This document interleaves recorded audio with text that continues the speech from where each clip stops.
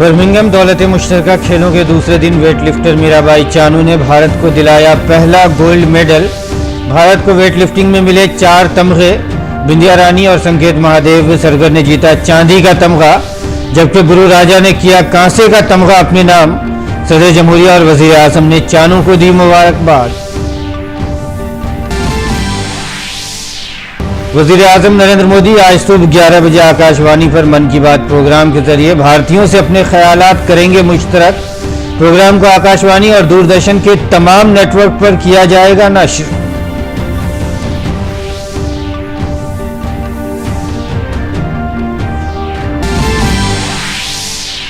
मरकजी वजीर दाखिला अमित शाह आज पटना में बीजेपी के सभी 7 मोर्चों के 2 रोजा मुश्तरका इजलास के इख्तितामी सेशन से करेंगे खिताब।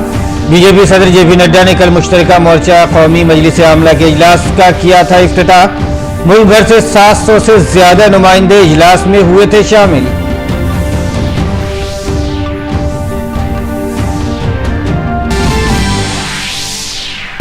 इनकम टैक्स रिटर्न दाखिल करने की आज आखिरी तारीख। अब तक 5 करोड़ से ज्यादा लोग फाइल कर चुके हैं इनकम टैक्स रिटर्न।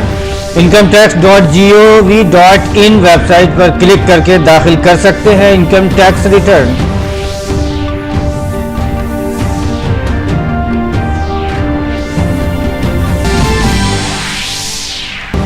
इराक में साबिक गवर्नर और वजीर मोहम्मद शिया सुदानी की उम्मीदवारी की मुखालफत में सैकड़ों मुजाहिरीन पार्लियामेंट में दाखिल। हिफाजती दस्तों ने मुजाहिरीन को मुंतशिर करने के लिए दागे आंसू गैस के गोले।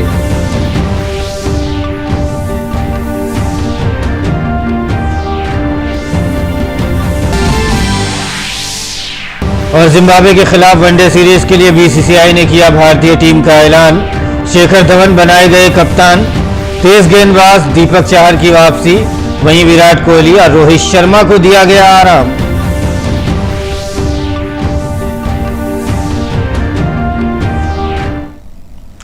नाज़रीन आदाब, उर्दू खबरनामे में आपका खैर मकदम है। मैं हूं आपके साथ मसरूर फैजी और आइए अब खबरों पर तफसील के साथ नजर डालते हैं। बर्मिंघम दौलत मुश्तरका खेल में भारत का पहला तलाई तमगा मीराबाई चानू ने जीता है, जिन्होंने यह हसूलियाबी 49 किलोग्राम वजन के जुमरे में हासिल किया। चानू ने स्नैच में 88 किलोग्राम वजन उठाया, जबकि उन्होंने क्लीन एंड जर्क में शानदार कारकर्दगी का मुजाहरा किया। उन्होंने पहली कोशिश में 109 तो दूसरे में 113 वजन उठाया, यानी मजमूरी तौर पर 201 किलो वजन उठाकर ये कामयाबी हासिल की। इस कामयाबी के साथ उनका गेम्स का रिकॉर्ड भी दर्ज किया गया है। और सदर जमहूरिया द्रौपदी मुर्मू ने मीराबाई चानू को मुबारकबाद पेश की है। अपने ट्वीट पैगाम में सदर जमहूरिया ने कहा, मीराबाई चानू ने दौलत मुश्तरका खेलों में वेट लिफ्टिंग में गोल्ड मेडल जीतकर एक नया रिकॉर्ड कायम किया है। भारत के लिए उनके पहले गोल्ड मेडल ने पूरे मुल्क में खुशी और जश्न का माहौल पैदा कर दिया है। बहुत खूब मीराबाई, भारत को आप पर और आपके तमगों पर फख्र है। वज़ीर आज़म नरेंद्र मोदी ने मीराबाई चानू को दौलत मुश्तरका खेलों में तलाई तमगा जीतने पर मुबारकबाद दी है। अपने ट्वीट पैगाम में वज़ीर आज़म ने कहा, गैर मामूली कारकर्दगी के साथ मीराबाई चानू ने एक बार फिर भारत का नाम रोशन किया है। हर भारतीय शहरी को इस बात पर फख्र है कि उन्होंने बर्मिंघम खेलों में तलाई तमगा जीता और दौलत मुश्तरका खेलों में नया रिकॉर्ड बनाया। चानू की यह कामयाबी बिलखुसूस उभरते हुए खिलाड़ियों समेत बहुत से भारतीय खिलाड़ियों के लिए बाइसे तरगीब है। वज़ीर खेल अनुराग सिंह ठाकुर ने मीराबाई चानू को तलाई तमगा जीतने पर मुबारकबाद पेश की है। अपने ट्वीट पैगाम में उन्होंने लिखा है, मीराबाई के तलाई तमगे ने ख्वातीन के 49 kilogram snatch, clean and jerk और टोटल लिफ्ट में एक नया गेम रिकॉर्ड कायम किया है। आपने दौलत मुश्तरका खेलों में अपनी शानदार कारकर्दगी से भारत को एक बार फिर बुलंदी पर पहुंचा दिया है।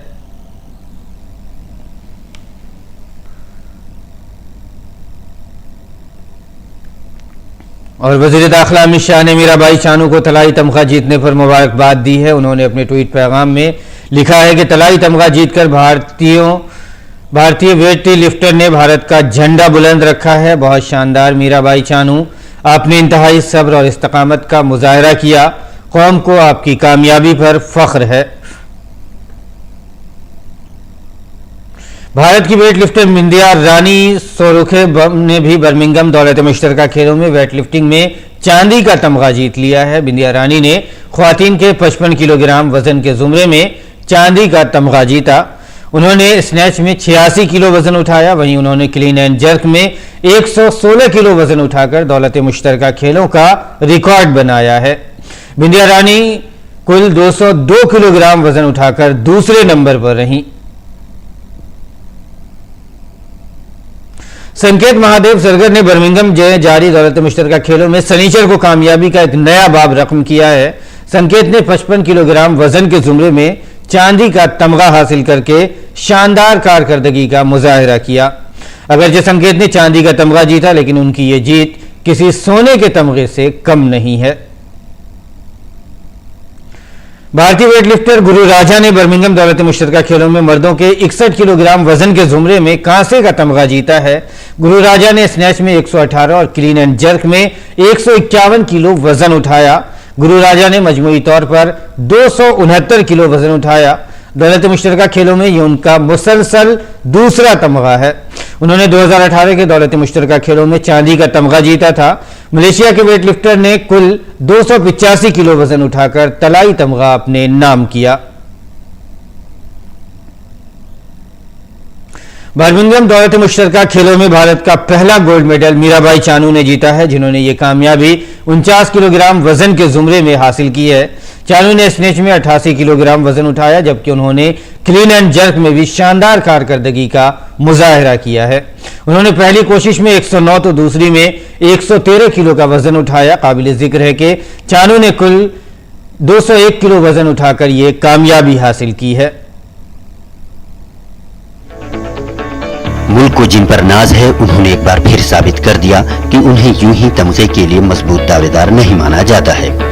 ये मीराबाई चानू हैं, जिन्होंने बर्मिंघम दौलत मुश्तरका खेलों में मुल्क के लिए गोल्ड मेडल का खाता खोला। पहले ही स्नेच में मीराबाई ने शानदार कारकर्दगी का मुजाहरा किया। चानू ने हैरत अंगेज तौर पर 88 किलोग्राम वजन उठाया, जो कि उनका दौलत मुश्तरका खेलों में एक रिकॉर्ड भी रहा। यही नहीं, उन्होंने क्लीन एंड जर्क का वजन इंतहाई दुरुस्तगी के साथ उठाया और बाकी हरीफों को पीछे छोड़कर मुकाबले में गोल्ड मेडल अपने नाम किया। मैं बहुत खुशी हूँ। टोक्यो की बात है, मैंने कॉमनवेल्थ गेम्स मेरा सबसे पहला कंपटीशन थी बड़ा, तो मैं इसमें सबसे इंडिया के लिए गोल्ड मेडल दिया है, तो मैं ये मेरे लिए बहुत ही खुशी की बात है। कंपटीशन का जो परफॉर्मेंस है, ये मुझे बहुत खुशी हूँ, क्योंकि मैंने 88 स्टेज में कभी किया नहीं थी, तो मेरा जो 88 मैंने स्टेज में करके किया है और 90 भी मैंने टच किया है, तो ये परफॉर्मेंस मुझे बहुत ही खुशी है। मतलब इसी से मुझे कॉन्फिडेंस मिला है। वज़ीर-ए-आज़म नरेंद्र मोदी ने एक ट्वीट पैगाम के जरिए मीराबाई को उनकी कामयाबी पर मुबारकबाद पेश की है। उन्होंने लिखा, गैर मामूली कारकर्दगी का मुजाहरा करने वाली मीराबाई चानू ने एक बार फिर भारत का नाम रोशन किया है। हर भारतीय खुश हैं कि उन्होंने बर्मिंघम गेम्स में तलाई तमगा जीता और दौलत मुश्तरका खेलों में नया रिकॉर्ड कायम किया। उनकी कामयाबी बहुत से भारतीयों को तहरीक देती है, खासतौर पर उभरते हुए एथलीट्स को। इसके साथ ही मरकजी वजीर खेल अनुराग सिंह ठाकुर ने भी एक ट्वीट पैगाम के जरिए मीराबाई चानू को उनकी शानदार कामयाबी पर मुबारकबाद पेश की। मीराबाई चानू ने ख्वातीन के 49 kilogram snatch, clean and jerk और टोटल लिफ्ट में एक नया गेम रिकॉर्ड कायम किया। आपने दौलत मुश्तरका खेलों में अपनी शानदार कारकर्दगी से भारत को एक बार फिर बुलंदी पर पहुंचा दिया है।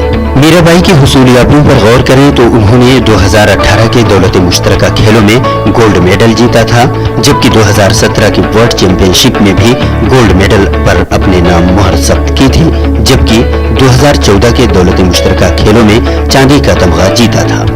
मीराबाई चानू ने टोक्यो ओलंपिक्स में भी चांदी का तमगा जीता था। मजमूई तौर पर सनीचर का दिन दौलत मुश्तरका खेल वेट लिफ्टर्स के नाम रहा, जहां चांदी, कांसे और सोने तीनों ने अपनी शानदार कारकर्दगी से मुल्क का सर फख्र से बुलंद किया। Sports desk, DD news Urdu खबरें। वज़ीर-ए-आज़म नरेंद्र मोदी सुबह 11 बजे ऑल इंडिया रेडियो से प्रोग्राम मन की बात में मुल्क और बैरून मुल्क के लोगों के साथ अपने ख्यालात मुश्तरक करेंगे। इसे ऑल इंडिया रेडियो और दूरदर्शन के पूरे नेटवर्क पर नशर किया जाएगा। यह प्रोग्राम ऑल इंडिया रेडियो की वेबसाइट और न्यूज़ ऑनलाइन मोबाइल ऐप पर भी नशर होगा। हिंदी टेलीकास्ट के फौरी बाद ऑल इंडिया रेडियो इलाकाई जबानों में प्रोग्राम नशर करेगा। यह प्रोग्राम इलाकाई जबानों में रात 8 बजे दोबारा नशर किया जाएगा। वज़ीर आज़म नरेंद्र मोदी ने तमाम शहरियों को मन की बात प्रोग्राम के जुलाई एडिशन में मदऊ किया है। और बुलेटिन में आगे बढ़ते हैं। वज़ीर दाखिला अमित शाह पटना के ज्ञान भवन में पार्टी के सभी 7 मोर्चों के 2 रोज़ा मुश्तरका इजलास के इख्तितामी सेशन से खिताब करेंगे। शनिचर को बीजेपी सदर जगत प्रकाश नड्डा ने पटना में पार्टी की मुश्तरका कौमी मजलिस आमला की मीटिंग का इफ्तिताह किया था। मीटिंग से पहले मुल्क भर से आए बीजेपी के सभी मोर्चों के लीडरों ने 2 दिन रियासत के अलग अलग असेंबली हलकों का दौरा किया और मरकज की नरेंद्र मोदी और रियासत की नीतीश हुकूमत की हुसूलियाबी के बारे में लोगों को बताया।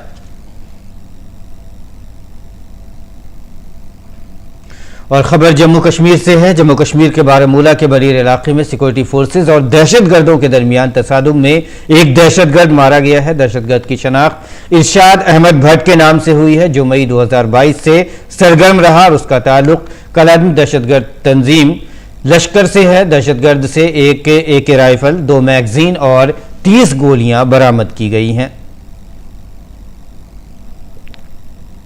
झारखंड की सियासत में इस वक्त अचानक खलबली मच गई है जब रियासत के 3 कांग्रेस एमएलए इरफान अंसारी, नमन विक्सल और राजेश कश्यप को मगरबी बंगाल पुलिस ने बड़ी रकम के साथ अपनी तहवील में ले लिया। ये तीनों एमएलए एक ही गाड़ी में मशरकी मिदनापुर की जानिब जा रहे थे। झारखंड के इन 3 कांग्रेस अरकान असेंबली की कार को शनिचर की देर शाम पांचला थाने के तहत रानी बाटी मोड़ के करीब ग्रामीण हावड़ा की पुलिस ने रोका। उसके बाद उनकी गाड़ी की तलाशी ली गई, जिसमें बड़ी तादाद में बरामद नकदी मिली है और तीनों को हिरासत में ले लिया गया है।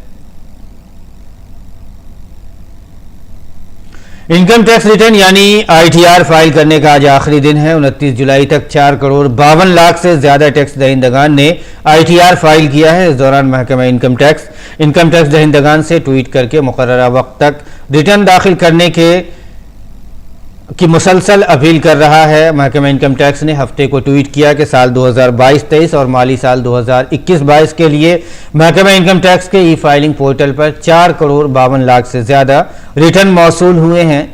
साल 2022-23 के लिए 29 जुलाई तक 4.52 करोड़ से ज्यादा इनकम टैक्स रिटर्न फाइल किए गए हैं। इसमें सिर्फ 29 जुलाई को 43 लाख से ज्यादा टैक्स दहिंदगान ने अपने रिटर्न फाइल किए हैं। महकमे के मुताबिक 31 जुलाई आईटीआर फाइल करने की आखिरी तारीख है। जिन्होंने अभी तक अपना रिटर्न फाइल नहीं किया है वो जल्द अज जल्द अपना रिटर्न फाइल करें। तवील इंतजार के बाद मुल्क में 5G नेटवर्क जल्द ही लॉन्च होने वाला है, जिसके लिए 5G स्पेक्ट्रम की नीलामी जारी है। इस सिलसिले में मरकजी मवासलाती वजीर अश्विनी वैष्णव ने हफ्ते को टेलीकॉम सरमायाकारों की गोलमेज कॉन्फ्रेंस से खिताब किया। कॉन्फ्रेंस की मरकजी थीम 5G ऑपरेशन और मवासलाती इस्लाहात में सरमायाकारी के मौके हैं। मरकजी मवासलाती वजीर ने कहा कि 5G स्पेक्ट्रम की नीलामी के अमल में अच्छा रिस्पॉन्स मिल रहा है। हुकूमत ने 5G स्पेक्ट्रम की कीमत कम की है, इसलिए मजीद कंपनियां इसमें हिस्सा ले रही हैं। उन्होंने कहा कि वजीर आजम मोदी की ख्वाहिश है कि मवासलाती शोबा आलमी मेयार का बनाया जाए।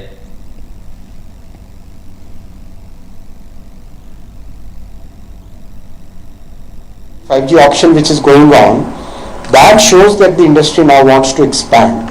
It has come out of the problems, now it is wanting to get into a new growth phase, and that growth phase is not just a new technology, but simultaneously taking that technology and those advantages to the entire country. That's the thought process which is currently driving the auction, and the results are very good. We are, I think, in the 4th day of the auction, and close to 1,49,966 crore has been committed by the industry for buying spectrum. So this shows how the sector is maturing in a very nice fashion. Ashwini वैष्णव ने कहा कि हुकूमत मवासलाती शोबे के लिए एक नए कानूनी फ्रेमवर्क पर काम कर रही है। उन्होंने कहा कि आज़ादी से कबल वज़ा किए गए मवासलाती कवानीन को एक बार फिर जदीद कवानीन से तब्दील किया जाए ताकि आलमी मेयार पर शोबे को बनाया जा सके। We are still governed by 3 laws. एक लॉ है 1885 की, 1885 इमेजिन, 1933 की दूसरी लॉ, तीसरी लॉ है 1950 की।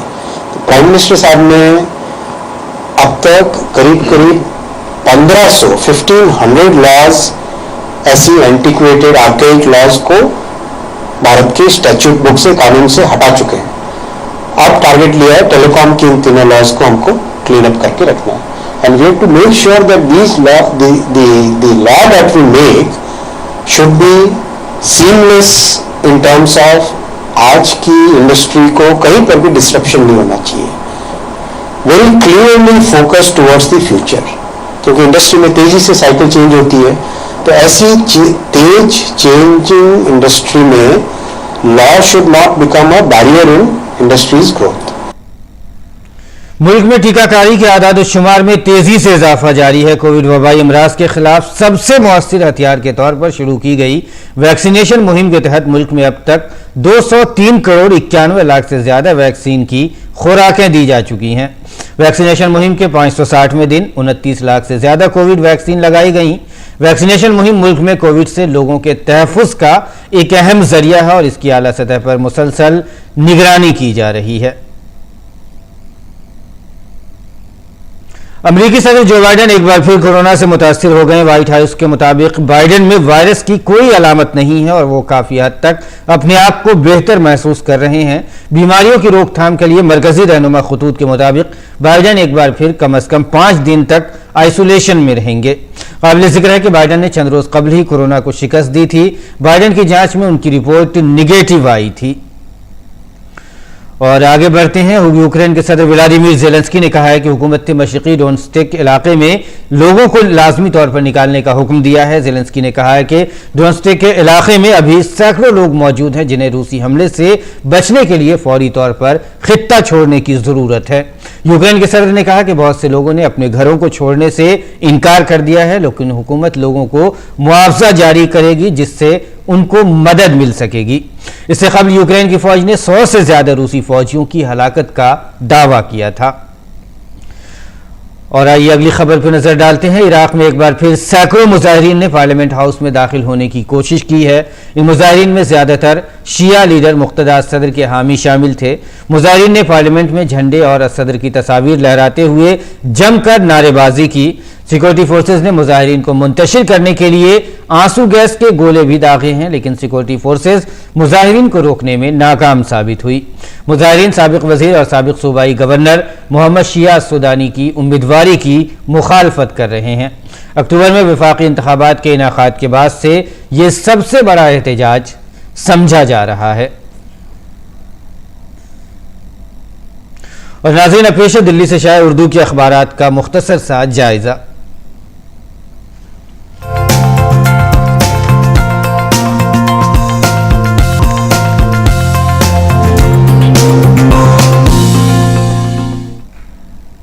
अखबारात के जायजे में आइए सबसे पहले नजर डालते हैं रोजनामा इनकलाब की अहम सुर्खियों पर। सफ़े अव्वल की जो पहली अहम सुर्खी है वो है मुल्क की बड़ी आबादी खामोशी से दर्द सहने पर मजबूर।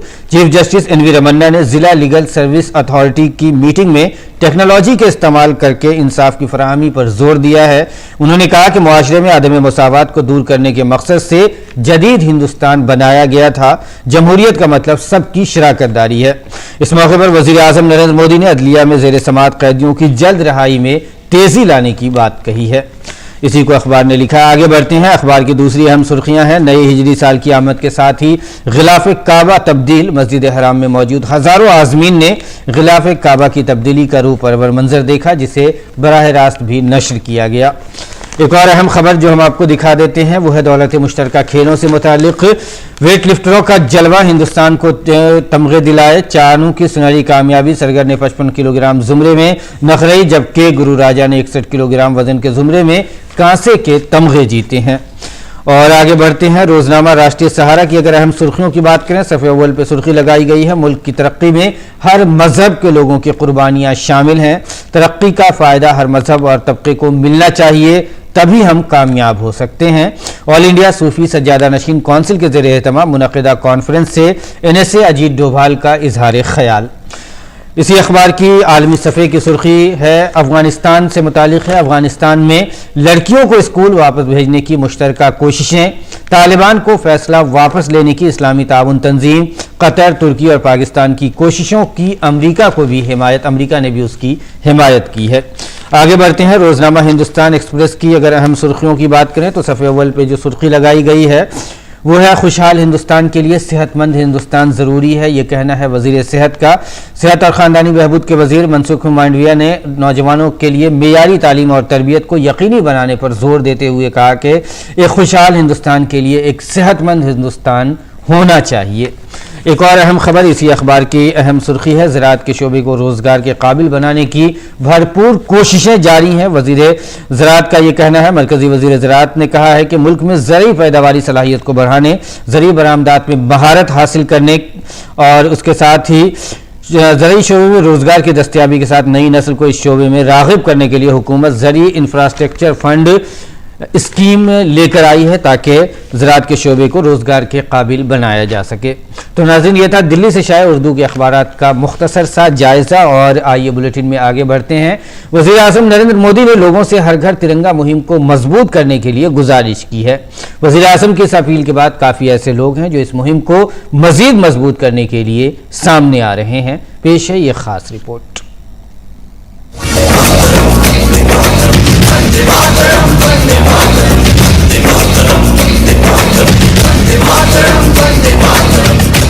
ये है दिल्ली के विवेक बंसल, कंधे पर तिरंगा उठाए घर घर जाकर लोगों तक तिरंगा पहुंचा रहे हैं।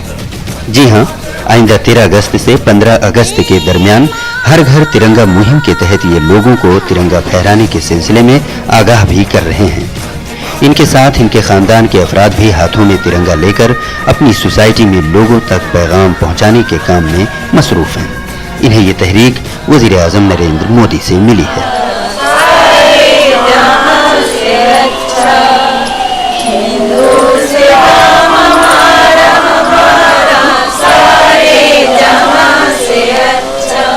तिरंगा ही हमारी आन बान शान है और हमारे यशस्वी प्रधानमंत्री श्री मोदी जी ने कहा है कि घर घर तिरंगा, हर घर तिरंगा।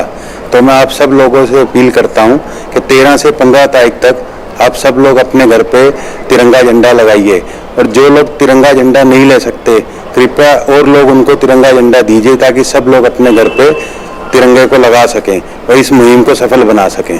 तो सब लोग अपने घर पे 13 से 15 तारीख तक हर घर पे तिरंगा लगाइए।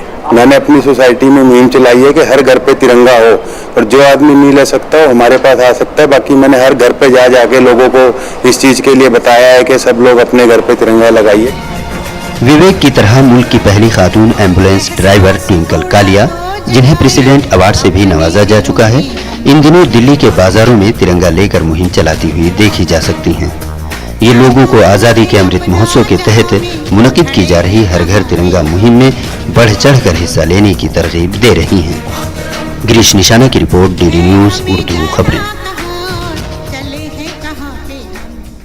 और जिम्बाब्वे के खिलाफ वनडे सीरीज के लिए 15 रुकनी भारतीय टीम का ऐलान कर दिया गया है। शिखर धवन को टीम का कप्तान बनाया गया है। वहीं विराट कोहली, रोहित शर्मा जैसे खिलाड़ी इस मर्तबा टीम का हिस्सा नहीं है, उन्हें राहत दी गई है। गेंदबाज दीपक चहर और ऑलराउंडर वाशिंगटन सुंदर की टीम में वापसी हुई है। जिम्बाब्वे के खिलाफ 3 वनडे के लिए भारतीय टीम में शिखर धवन कप्तान, ऋतुराज गायकवाड़, शुभम गिल, दीपक हुड्डा, राहुल त्रिपाठी, ईशान किशन विकेटकीपर के तौर पर, संजू सैमसंग विकेटकीपर और उसके साथ ही वाशिंगटन सुंदर, शार्दुल ठाकुर, कुलदीप यादव, अक्षर पटेल, अवैश खान, प्रसिद्ध कृष्णा और मोहम्मद सिराज और दीपक चहर को भी शामिल किया गया है। अजीम गुलकार मोहम्मद रफ़ी का आज यौम वफ़ात है। उन्होंने अपनी आवाज़ की 40 साल ज़िंदगी में 36 ज़बानों में 30,000 से ज़्यादा नगमे गाए। वो भारत के वाहिद गुलकार थे जिनके गाए हुए मकबूल नगमों का फीसद सबसे ज़्यादा रहा है। हर किरदार के लिए आवाज़ तब्दील कर लेना उनकी बड़ी खूबी थी।